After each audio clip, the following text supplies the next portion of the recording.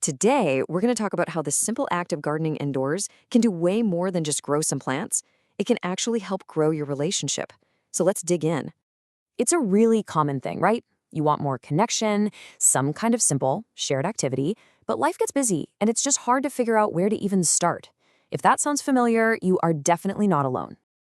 And this is the big hurdle, isn't it? The fear that if you start some new fun project, it'll just turn into another thing to argue about. Whose turn is it? Who forgot to do their part? It's a totally valid concern.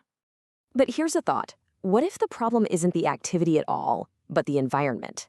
Because when you bring gardening indoors, the whole dynamic shifts. It actually changes the rules of the game. And this is the absolute key. So much of the gardening advice out there is written for the outdoors. It just assumes you have tons of space, plenty of fresh air, and bright natural sunlight. But indoors, in our apartments and kitchens, we just don't have those things. And that means we have to play by a completely different set of rules. And this is the first big mindset shift we have to make. Indoor gardening, especially with all the cool hydroponic and smart systems out there now, completely levels the playing field. It takes success away from being about some kind of individual skill or green thumb and puts it on the shared system that you manage together.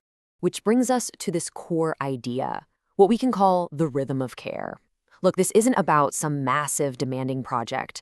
It's about the small, consistent, shared actions like checking the water level or snipping off a dead leaf that create this predictable, calming pulse in your daily life together. And it turns out that how you approach this rhythm matters a lot.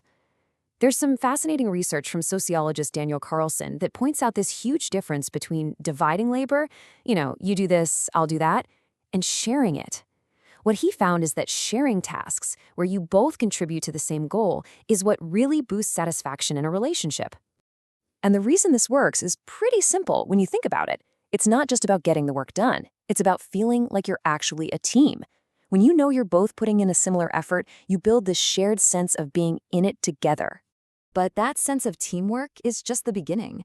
The real reason this whole thing is so powerful goes way deeper. I mean, all the way down to a biological level. It's about how our bodies physically respond when we create something together. Just look at this. It's pretty incredible. The simple, rhythmic act of gardening together can actually lower your main stress hormone, cortisol. It boosts oxytocin, that's the bonding hormone, through shared goals and gentle touch. It can even help your brain produce more serotonin, and, get this, it can lead to your heart rates literally synchronizing. So how on earth does this happen? Well, first, that shared rhythmic task helps regulate your body's stress response. It also taps into what's called the biophilia hypothesis, this idea that we humans have an innate drive to connect with living things. And what's really fascinating is that just being in contact with certain microbes in the soil can literally trigger mood-boosting chemicals in your brain.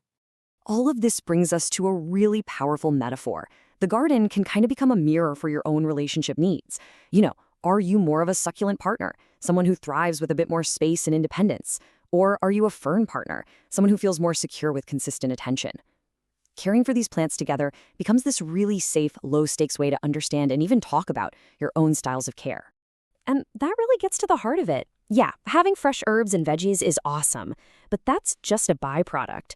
The real harvest is the quality of the time you spend, the shared purpose you build, and that calm, steady rhythm you've woven into your lives.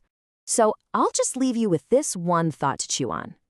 What if the best way to grow your relationship isn't to focus so hard on the relationship itself, but to pour that same energy into a living, growing system that you can both share? And if you're curious about the practical side of this, the systems, the setup, there's a written guide that walks through it all very clearly.